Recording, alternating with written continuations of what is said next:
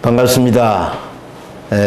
오늘 부산에서 우리 상고역사 강좌가 6일째 되겠습니다.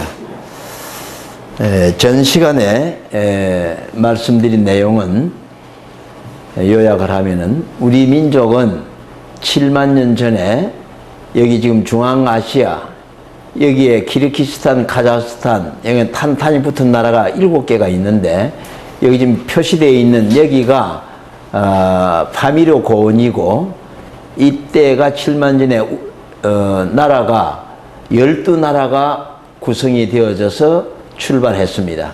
그러니까 지금 이거가 전부 다 한국입니다. 여기에 적은 나라들이 12나라가 모여서 한국이라고 했는데 이때 한인 천재가 직접 다스린 지역이 직할국이 여기 지금 파미르곤 우르국입니다. 그래서 여기에서 인류 문명이 출발을 했다 하는 말씀을 드렸습니다. 그런데 지금으로부터 6천년 전에 이 우르국이 한인 천재 직할국이 살기가 좋고 하니까 사방에 사람들이 모여들다 보니까 상당히 인구가 많아지고 어렵게 됐다고 그랬습니다. 그래서 한인 천재께서 이 일을 어떻게 처리할까 하고 연구 끝에 천상 인구를 분산시켜야 된다.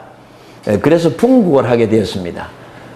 그래서 당시에 서자부, 지금 같으면 행정부입니다. 서자부에서 많은 백성들에게 존경받는 한웅을 오가의 국인들이 추천을 합니다. 이분을 인구를 분산시키는데 지도자로 세우면 좋겠다. 그래서 한웅이 채택을 받아가지고 지도자가 됩니다. 그래서 한웅을 중심 삼아가지고 이제 이동할 곳을 정하는데 그게 지금 중국 서안에 있는 태백산입니다.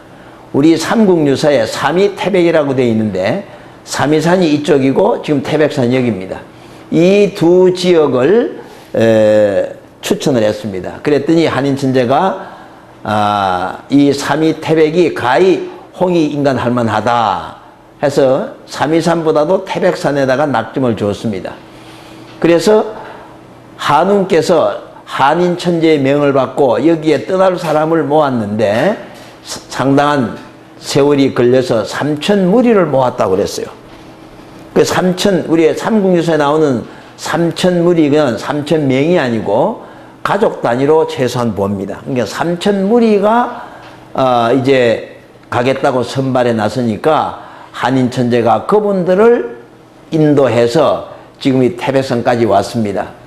여기 오는 시간은 지금 현재 그림이 그려진 이 길로 왔습니다. 왜냐하면 북쪽은 산맥이 있고 남쪽은 다크라막한 사막이 있습니다. 그러니까는 요 사이로 해서 지금까지 왔는데 지금도 철도가 서안에서부터 우르무치를 갔다가 우르무치에서 요 가수카레까지 가 있습니다. 그래서 한웅께서 이 태백산에 오셔가지고 하늘에 태백산 한 줄기, 요 태백산 크기가 말이죠. 얼마나 크냐면 우리 남한만 해요. 그러니까는 태백산 꼭대기라고 하게 되면은 지금 약 3,400m 됩니다. 근데 그 꼭대기에 3,000무리가 올라갈 이유가 없거든요. 그런데 그 말은 무슨 말이냐면은 태백산의 한 줄기, 지금 서안 쪽입니다. 지금 지도상으로 보면 태백산 북쪽이잖아요. 요 한 산줄기에 제단을 쌓고 하늘에 천재를 올리고 백성들을 여기를 중심 삼아 가지고 주위에 배치를 합니다. 당시는 지금처럼 도시 집중이 아니고 넓은 땅에 목축도 해야 되고 농사도 짓고 해야 되니까 넓은 지역을 차지합니다. 허벌판이니까 6천년 전이니까. 그렇게 해서 신시 한웅천왕이 계시고 그 한웅천왕을 보필하는 사람들이 사는 지금 같은 수도죠. 거기를 신시라 부르고 널려있는 백성들을 중심삼아가지고 나라 이름을 박달이라 한 겁니다. 박달이란 말은 달이란 말은 땅이란 말이고 박다는 뜻입니다. 그러니까 밝은 땅의 나라 박달이라고 했는데 그 뒤에 이두문자가 나와가지고 그 박달을 배달이라고 적은 겁니다. 그러니까 배달은 아무 뜻이 없어요. 박달이라는 뜻입니다. 그래서 밝은 나라, 문명한 나라를 세우는 것이 신시를 중심한 배달국이다. 그럽니다. 그런데 이 배달국이 주변에 있는 웅족과 호족을 교화시키는데 호족은 쑥과 마늘을 받아서 100일 동안 햇빛을 안 보는 수련기간입니다. 햇빛을 안 본다는 것이 그 수련기간을 마치지 못하다 보니까 웅족은 이제 퇴출을 당하고 호족이 웅족은 한웅천왕의 말을 잘 지켜서 같은 삼천무리 배달 민족이 됩니다. 그 내용을 지난번 시간에 자세히 말씀드렸죠. 이렇게 해서 신시 배달국이 1565년 즉 18대를 내려옵니다. 그러니까 한웅천왕이 여기 한인천재는 7분인데 그 7분이 7 왕조를 의미하고 여기서 18 한웅천왕이 있는데 그분은 18대입니다. 그래서 1565년 한웅천왕이 몇 년 다스렸는지까지 다 나와 있습니다. 그렇게 해서 18대 한웅천왕이 거불단 한웅천왕입니다. 근데 이때에 이제 나라가 주변에 오는 도중에 요 서안에서 14대 치우천왕 때 청구로 올라옵니다. 수도가 여기서 출발해서 여기 왔다가 14대 만에 여기로 옮깁니다. 지금 제가 이 서안을 가봤는데 여기는 논농사가 어려운 곳이에요. 지대가 좀 높고 해가지고. 근데 청구 쪽에 오면은 논농사가 가능해요. 그래서 아마 조금 좋은 곳으로 이동을 하고 여기를 중심으로 그 치우천왕이 주변을 다 이제 통일시킵니다. 제후국을 다 만들어요. 그렇게 해서 18대 거불단 한웅천왕 시대에 왔는데 이 한웅천왕 시대에 웅시국이 이쪽으로 자리를 잡아가지고 세력을 확장하고 있었어요. 그러니까는 그 웅시국이 이 배달국이 여기서부터 이렇게 해가지고 이게 다 배달국입니다. 그러니까는 웅시국이 당시 세력이 가장 강했던가 봐요. 그래서 웅시국의 왕금, 제후죠. 웅시국의 제후, 왕을 왕금이라고 그랬어요. 그래서 그 왕금의 딸을 데려다가 이제 왕비로 삼았습니다. 그래서 그 사이에 태어난 분이 누구냐? 지금 우리가 오늘 말씀드리려고 하는 당군입니다. 그래서 이 원래는 본명이 기록이 안 돼 있어요. 그래서 거불단 한웅천왕하고 웅시국의 왕금의 딸하고 결혼을 해서 아들을 낳았는데 그 아들이 상당히 영리하고 덕이 있고 신통력을 가지고 있었다고 그랬습니다. 그러니까 나이가 들면서 신통력을 나타내니까 그 주변의 사람들에게 소문이 납니다. 그러니까 그 외삼촌 되는 분이 그 조카를 달라고 그럽니다. 그러니까는 거불단 한웅천왕이 어디다가 쓰려고 그러느냐? 우리 웅시국의 비왕으로 삼겠다 그럽니다. 그 비왕이라고 하는 말은 부왕 플러스 큰 고을을 하나 맡기는 거예요. 그러니까 큰 고을을 하나 다스리면서 왕금을 돕는 거예요. 그래서 14살 때에 일로 갑니다. 그게 어머니가 있던 곳이죠. 그래서 직함이 당군이 됩니다. 그래서 우리가 알고 있는 당군이라고 하는 그 이름은 사람 이름이 아니고 직함입니다. 곧 비왕이라는 뜻이에요.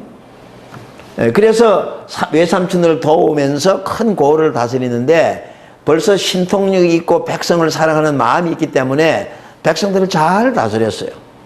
잘 다스리다 보니까 어떤 일이 일어나느냐? 24년이라는 세월이 지났어요. 24년 동안에 비왕으로서 당군으로서 백성들을 잘 사랑하니까 사람들이 살기가 좋아지니까는 다른 데 있는 사람도 일로 모여요. 그래서 웅시국이 점점 더 세력이 커졌다고 그랬어요. 이제 그러다가 24년 이 당군께서 직함을 받고 비왕노를 한 지가 24년이 되었는데 그러니까 38이 됐죠. 14살에 가가지고. 그러다 보니까 삼촌이 나이도 들고 전장에 나가서 돌아가세요. 그러면 그 외삼촌이 돌아가면 그 아들이 있을 겁니다. 그 아들이 대를 이어서 왕금이 돼야 되는데 오가의 국인들, 지금 같은 각부 장관이고 국민들이, 공무원들이 당군을 왕금으로 추대하는 거야. 왜? 이미 당군이 백성들에게 존경받고 그 소문이 배달국 전체에 소문이 났는데 다른 왕금을 세울 수가 없잖아요. 그래서 당군을 왕금으로 추대해서 웅시국의 당군 왕금이 된 겁니다. 그러니까 우리가 알고 있는 단군 왕금이라는 것은 웅시국의 최고 책임자를 말하는 거예요. 그런 광경을 이제 거불던 아버지가 여기서 다 듣고 본다 이 말입니다. 그래서 이번에는 그 배달국을 자기 당군 왕금에게 넘겨줘요. 그래서 백성들과 국인들과 의논을 해가지고 조서를 내립니다. 그래서 이제부터 이 배달국을 웅시국의 당군 왕금에게 나라를 넘긴다. 그러니까는 웅시국은 웅시국만이 아니라 이 배달국 전체를 담아요. 이제 인수를 받게 되니까 단군께서 제단을 쌓고 자기의 데리고 있던 그 국인들 800명을 거느리고 제단에 가서 제를 올리면서 아버지의 조서를 받들고, 이 아버지의 조서는 곧 하늘의 뜻이라고 말이야. 그래서 하늘의 뜻을 받들고 이렇게 제를 잘 지내니까 온 백성들이, 웅시국 백성들뿐만 아니라 배달국 백성들이 전부 다 그걸 환영을 했어요. 그렇게 해서 단군께서 나라 이름을 이제 바꿉니다. 배달국에서 조선으로 바꿔요. 그리고 수도를, 여기 있던 수도를 어디로 옮기느냐? 웅시국의 수도인 하르빈, 지금의 하르빈입니다. 이 일로 옮깁니다. 그래서 고조선이 성립이 되고 수도는 하르빈이 됩니다. 그런데 이 땅이 얼마나 넓어요, 이렇게. 그러니까 이 넓은 땅을 혼자서 다스릴 수가 없습니다. 그래서 당군께서 조선이라는 나라를 세우시면서 나라를 셋으로 나눕니다.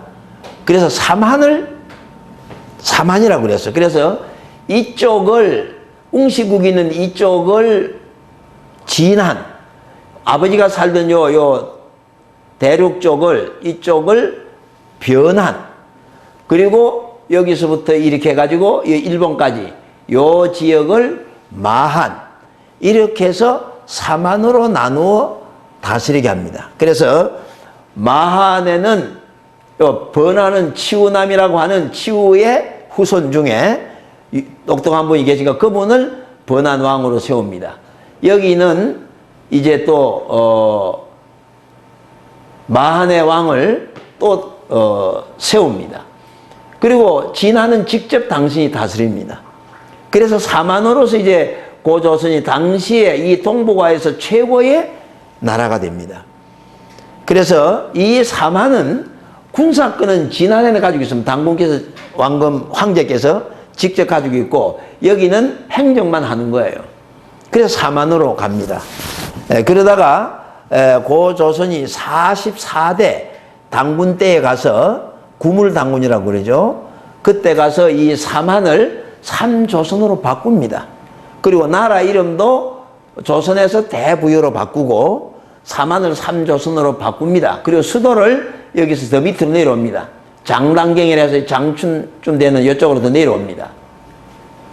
자, 그렇게 해서 삼조선으로 바뀝니다. 그때는 군사권이 진안함에 있는 게 아니라 번조선에도 있고 막조선도 있어요. 이게 진안이 진조선, 여기가 번조선, 여기가 막조선, 이렇게 맹실공이 나라가 세 개 됩니다. 예. 자, 그건 이제 44대 가서 이야기할 거고, 그렇게 해서 이제 조선이 성립이 됩니다. 자, 그런데 그동안 일본이 우리나라를 36년간 점거할 때에 우리 역사를 왜곡했습니다. 왜곡하면서 그들이 조선사 35권을 썼는데 우리 역사는 고구려, 백제, 신라, 가야로부터 출발했다. 그리고 그 이전의 역사, 이제 삼국유사에 나와 있는 고조선 역사, 그 다음에 그 전에 있었던 북부의 역사, 그 다음에 이제 한웅의 역사, 혹은 한인의, 한국의 역사를 전부 신하다, 이렇게 해버렸어요.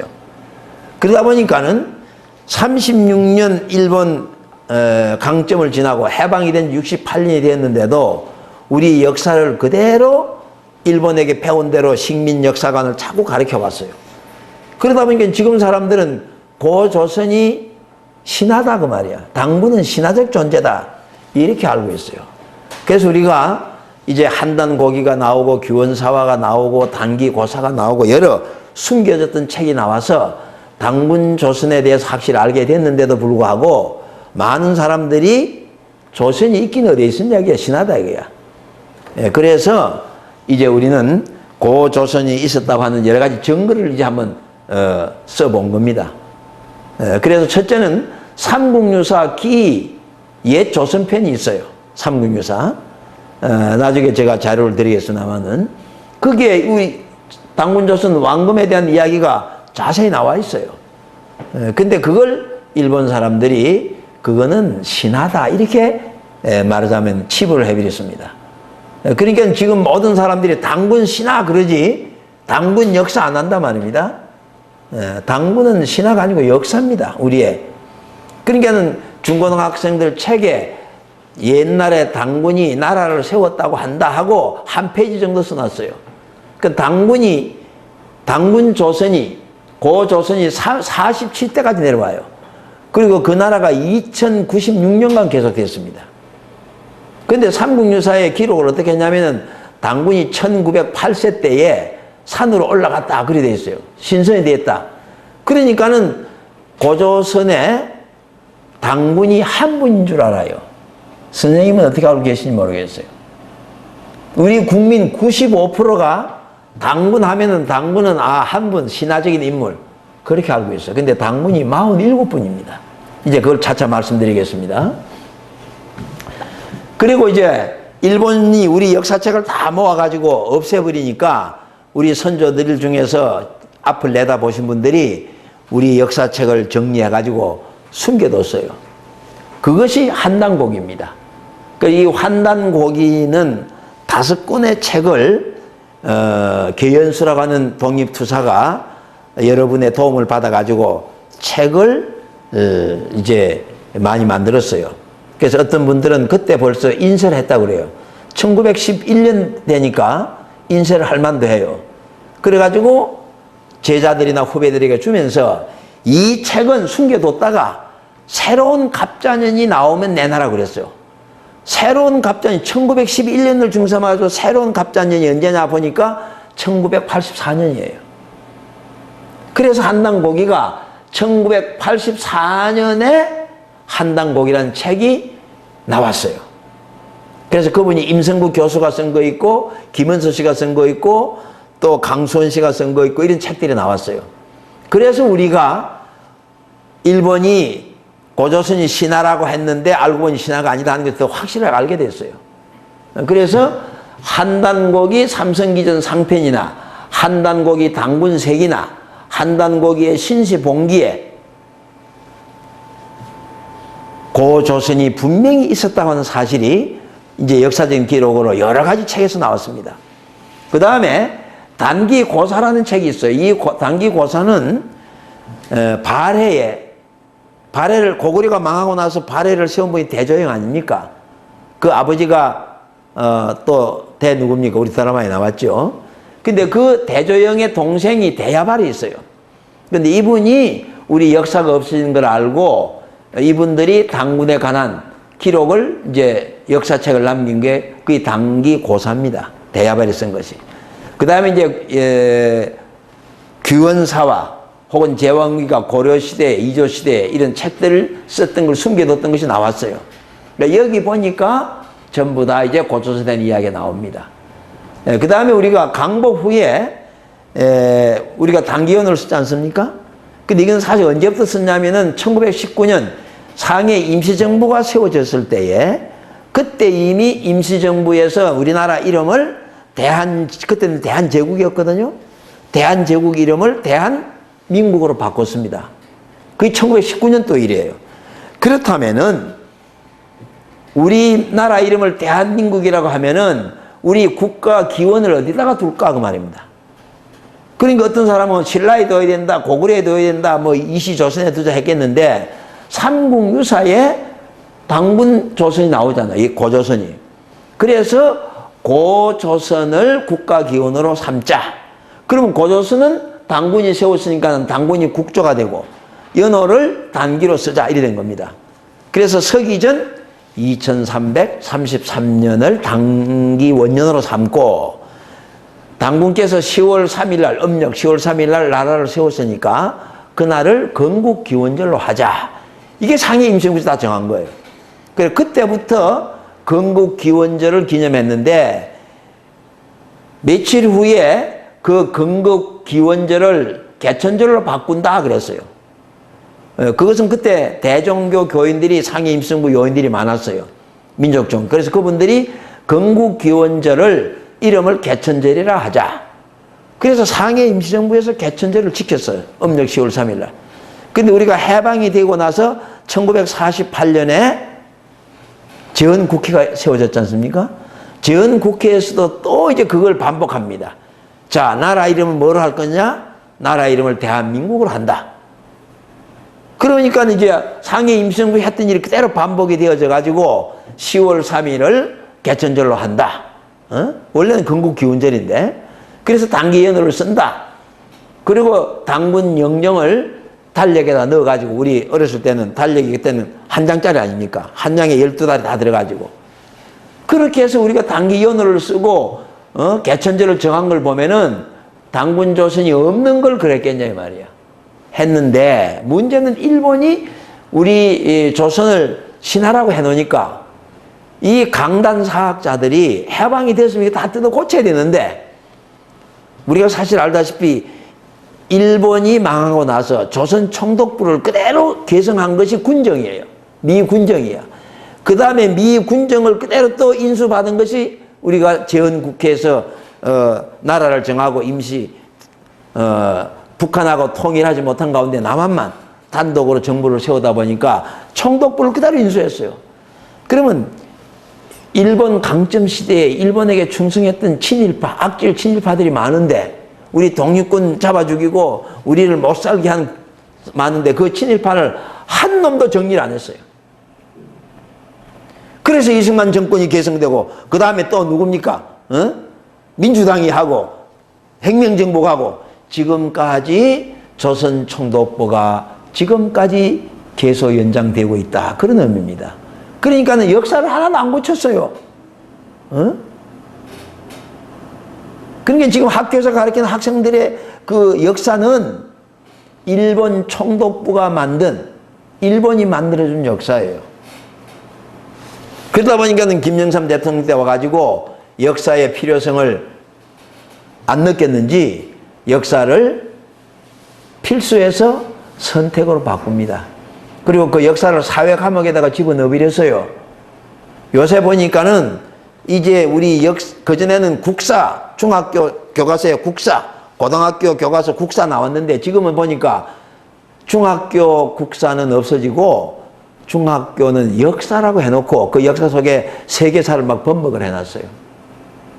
그것도 선택이야.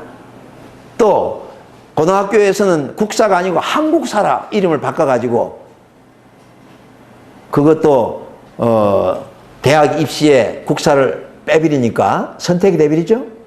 그건 선생님도 잘 아시죠. 그리고 행정고시, 사법고시, 외무고시, 국가 지도자를 뽑는 그 국가고시에 국사를 다 빼버렸어요. 그러니까 지금 한 15년 전부터 그랬으니까 대학 가는 나이를 20세로 보면은 벌써 35세 내지 40대에 이르는 사람들이 우리 국사를 공부 안 했다는 이야기야. 그러니까 민족의식이 있을까요? 없을까요? 그래서 앞으로 대한민국의 장래가 위태롭습니다. 민족의식이 없으면은 뭘 추구하느냐? 나라와 민족을 위하는 의를 추구하고 공을 앞장세워야 되는데 그것보다는 자기의 이속과 이익을 추구하는 일을 추구하는 인간들이 다 됐어요. 그러니까 공직, 귀한 자리는 국가 민족을 위해서 일해야 할 그 공직인데도 그 자리에 앉아서 자기의 이속부터 챙기더라고 말이요. 그러니까는 부정부패는 안 생길 수가 없습니다. 아무리 위에서 검찰이 내려다보고 뭐가 있어도 그걸 감독하는 그 사람들도 또 마찬가지 부정부패를 하는데 이게 뭐냐면은 역사를 단순히 가르치지 않는다가 아니라 민족 의식을 말살하고 민족 정신을 말살하니까 국가가 아니고 애국심이 없어지는 거예요. 그러니까 의로움이 없어지는 거야. 공적인 의식이 없단 말이야. 공직에 앉아가지고 공적 의식이 없으면 그거 뭡니까? 그래서 대한민국이 걱정입니다. 그래서 역대 대통령 중에서 정말로 칭찬받을 수 있는 이런 문제에서 깨끗하다고 한 분이 누가 있냐 이 말이에요. 우리가 이번 대통령에게 기대를 하고 있습니다만은, 그럼 어디서부터 대한민국을 바로 세워야 될 것이냐? 뭐 경제 발전, 복지국가 좋아요. 그렇지만은 인간의 정신이 썩어지면은 그 호화로운 집이 무슨 소용이 있으며, 그 돈이 무슨 소용이 있어요? 우리가 보잖아요. 돈 많아가지고 재벌들끼리 싸움질은 하고 형제간에, 돈 있는 것이 더 문제를 일으키고 있습니다. 자, 그래서 국회에서는 개천절을 정하고도 했는데 학교에서는 역사를 제대로 안 가르치고 일본 역사를 가르치다 보니까 그게 식민사관이에요. 반도 식민사관을 가르치다 보니 오늘 우리 젊은이들에게는 민족의식이 없다. 그게 문제입니다. 그리고 조선왕조실록을 보니까 이건 지금 현재 세계 문화유산으로 등록이 되었습니다. 근데 여기에 보면 조선에 대한 얘기가 계속 나와요. 초대 이승계로부터 순종까지 그 기록을 보면. 그런데도 이 조선을 지금도 인정 안 하는 세력이 더 많다는 겁니다. 하도 고함을 쳐서 하니까 그 금년 나온 교과서를 보니까 고조선의 성립이라 해가지고 한 페이지 나와 있는데 당군이 몇 대고 고조선이 몇 년간 계속됐다 그런 얘기는 한마디도 없어요. 자, 그래서 고조선이 있었다고 하는 사실을 오늘 좀 분명히 알아주시기를 부탁을 드리고, 그러면은 초대 당군이 어떤 업적을 내렸느냐. 아까 좀 말씀드렸죠. 지도를 보고. 첫째는 이제 거불단 한웅천왕 아버지의 대를 이어서 조선을 받들어서 조선을 건국했다고 그랬습니다. 그 조선을 사만으로 나누어 다스리고, 거기까지 아까 말씀을 드렸으니까. 그리고 당군께서 93년간 나라를 다스렸는데 단기 51년입니다. 이때 강화도에 마리산이 있습니다. 혹시 가보셨습니까? 네. 그 강화도 마리산 참성단이 있거든요. 이걸 당군께서 단기 51년에 쌓았어요. 그때는 사만이니까 여기가 마한이었죠. 그 마한의 청년들 8,000명을 동원시켜가지고 마리산의 참성단을 3년을 통해서 쌓았습니다. 그리고 54년에 3년 후에 54년에 마리산에 직접 행차해가지고 천재를 드린 장소입니다. 그러니까 현재 남한에 있는 여러 유족이 있겠습니다만은 당군의 유족으로서는 유일한 것이 지금 참성단이에요. 그러니까 우리나라가 역사를 제대로 공부를 한다고 하면은 이 참성단이 국보 1호가 돼야 돼요. 근데 대한민국 국보 1호가 뭔지 아십니까? 아세요, 모르세요? 국보 1호가 남대문이에요. 그래서 남대문이 왜 됐느냐고 알아보니까 남대문이 일본 시대에, 맞아면 조선 총독부 시절에 남대문을 국보 1호로 정했다는 겁니다.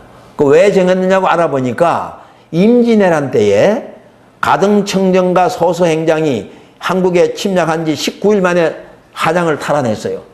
소서행장은 동대문으로 들어오고 가등청정은 남대문으로 들어왔답니다. 그걸 기념하기 위해서 남대문을 국보 1호로 정했다는 겁니다. 그런데 우리가 해방이 됐으면 그거 다 바꿔야 되잖아요. 근데 일본 놈들이 정해놓은 국보를 그대로 우리도 또 뭐요? 받아들여서 지금도 우리가 국보 1호로 삼고 있는 거예요. 그러니까 우리 민족이 지금 문화민족이라고 해야 됩니까? 아니면 일본의 연장이라고 해야 됩니까? 이런 기맥힌 내용이 있어요. 어쨌든 마리산은 그런 의미에 있어서 대단히 의미가 있고, 세계 학자들이 와서 볼 때도 마리산이 기가 제일 세다는 겁니다. 그 소리 들어보셨죠? 근데 그걸 증명하는 게 뭐냐면은 세계에서 인천 앞바다가 간만의 차가 제일 커요. 그게 뭐냐면 강화도 앞바다예요. 그게 마리산 올라가서 보면 저 바다 보이죠? 그게 간만의 차가 제일 세요. 그리고 기가 제일 세다는 겁니다. 그러니까 암스트롱입니까? 미국에 우주선을 타고 올라갔더니 땅에 빛이 올라오는데 알고 보니 그게 대한민국의 만인상이더라 이거야. 어? 그리고 중국에는 L자가 보이고 그 L자가 뭐인가 했더니 그게 만리장성이더라 이거야.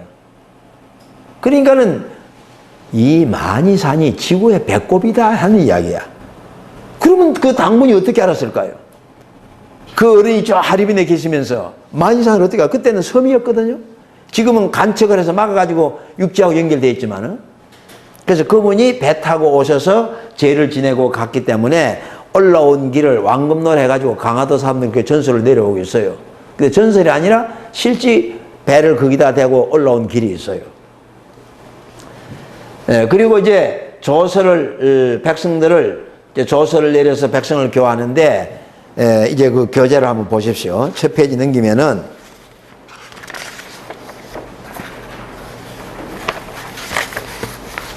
그 조서의 내용이 나옵니다. 당군 왕금 황제께서, 첫 조서에 이르기를, 나오죠? 세 번째 줄에. 3페이지, 세 번째 페이지요.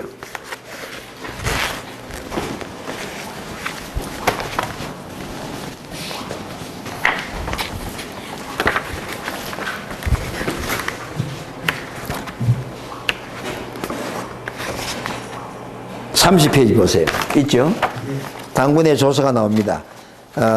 이게 번호를 제가 매겨가지고, 조서 내용을 이렇게 제가 번호를 매겼는데, 그건 좀 구분해서 잘 알기 쉽게 해서 만들어 놨습니다.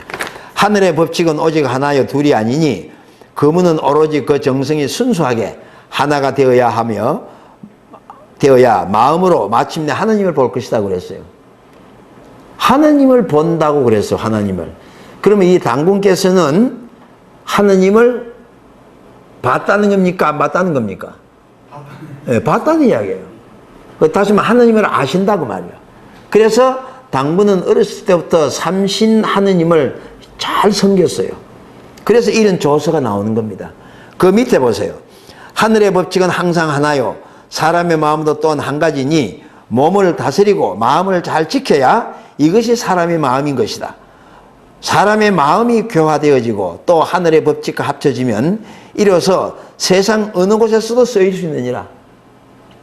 하느님을 아는 자는 그 말이에요. 그리고 마음이 교화된 자는 이 세상을 살아가는데 어느 곳에 가도 필요한 사람이 될 수 있다 이 말입니다. 중요한 이야기입니다. 또 세 번째 보세요. 사람이 태어나면 오로지 부모로 인연하였고 부모는 하늘로부터 내려오셨으니 부모를 존경하고 또한 하나님을 지극히 공경하면 이것이 나라에까지 그 힘이 미치니 이것이 추묘이니라. 사람이 능히 이 도리를 체득하면 하늘이 무너져도 먼저 화를 면할 수 있을 것이다. 이 공자님의 그 유교에서 한 말씀이 당군의 말씀을 받아 적어 놓은 것이 굉장히 많아요. 이 역사를 공부해 보니까. 그러니까 공자는 자기가 생각하거나 느껴서 한 이야기가 아니라 우리 당군 시대에 당군들께서 하신 말씀을 전부 다 집약해 놓은 게 알고 보니까. 예.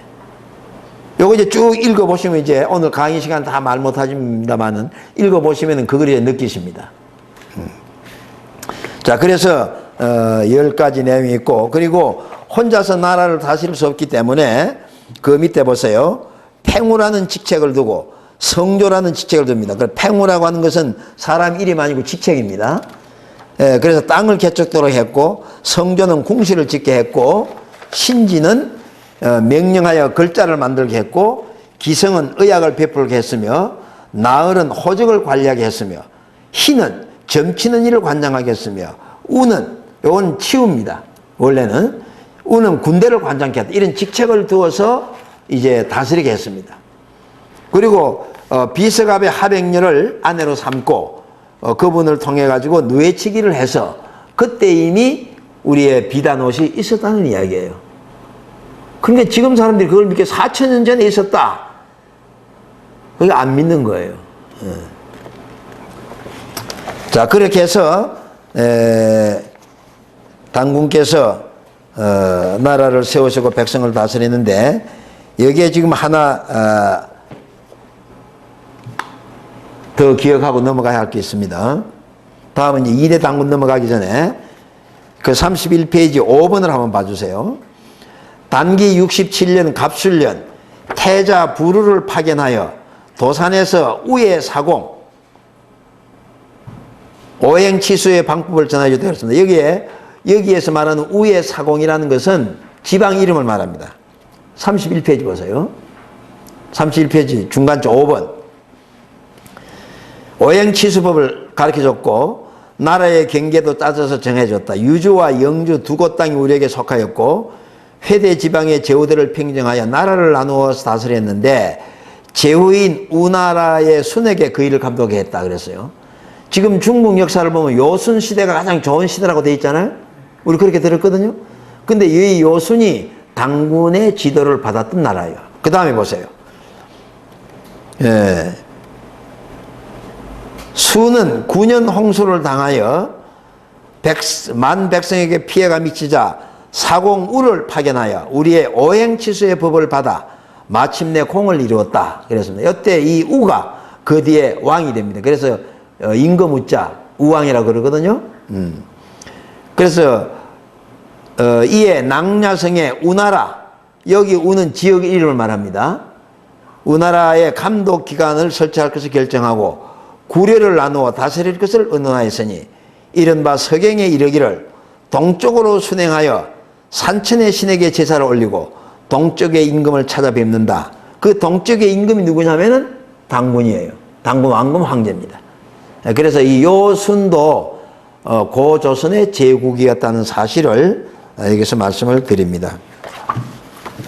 그 다음에 이제 간단히 넘어가겠습니다. 자세한 내용은 여기 적혀 있으니까 나중에 한번 보시고 2대 당군이 당군 왕금의 아들인 부루였습니다. 부루 황제가 2대 당군이 되는데 이분은 아버지로부터 모든 것을 다 물려받아서 아주 풍족하고 또 백성들을 사랑하고 또 백성들을 많이 구유를 했다 그랬습니다. 근데 그때 어떤 일이 있었냐면은 대련과 소련이라는 사람이 있었는데 이분이 부모 초상을 지내는데 3년상을 지냈어요. 그럼 그전에는 뭐가 있었느냐? 5개월 내지 6개월 동안 부모가 돌아가시면은 무덤가에 가서나 집에서 부모를 초상을 이제 쳤는데 이분은 3년을 했어요. 그러니까는 그 소문이 임금의 귀에 들어가서 부루 당군께서 이분을 불러다가 칭찬하고 나라를 다스리는 데 관해서도 질문할 정도로. 그래서 유교에 말하는 그 공자님이 이 두 사람을 칭찬하면서 공자가 유교에서 3년상 제도가 나온 거예요. 그래서 우리나라에서는 이조 시대는 3년상을 했거든요. 그러니까 돈 있고 부자일수록 3년상을 했다고. 근데 없는 사람이 그걸 따라가려고 하니까 어떻게 돼요? 고생이었죠. 그래서 요새는 3년상이 아니라 3개월도 안 가요. 자, 그렇게 해서 부루 당군께서 여러 업적이 있지만은 이 내용을 우리가 기억하고, 그 다음에 부루가 백성들을 사랑하고 잘 다스리고 돌아가시니까 백성들이 그분을 기억하기 위해서 부루 단지를 만들었습니다. 부루 단지 들어보셨죠? 각 집안에 가면은 부뚜막에 항아리를 하나 놓고 그 곡식을 밥 뜨기 전에 이렇게 데워가지고 그걸 어려운 사람 나눠주는 부루 단지예요. 그게 그때부터 시작된 거예요. 그 다음에 3대 가륵 황제가 나오는데 3대 가륵 때는 어떤 일이 있었느냐. 우리가 쓰고 있는 한글 있죠. 이 한글이 원래 가륵 당군께서 가림토 글자 정음을 38자를 만드셨습니다.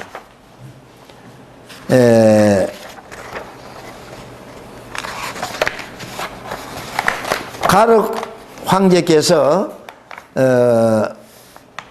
삼랑 을보록을 시켜가지고 이 가림토를 만들게 합니다. 지금 우리 한글이 건세조선에서 세종대왕이 만들었다고 되어 있지 않습니까? 근데 세종대왕이 한글을 만들기 이전에 이때 당군 가륵 시대에 이미 그때가 BC 2182년쯤 됐어요. 그러니까 지금부터 몇 년 전입니까? 약 4,000년 가까이 되죠? 그때 이미 이 가림토 글자가 나왔다니까.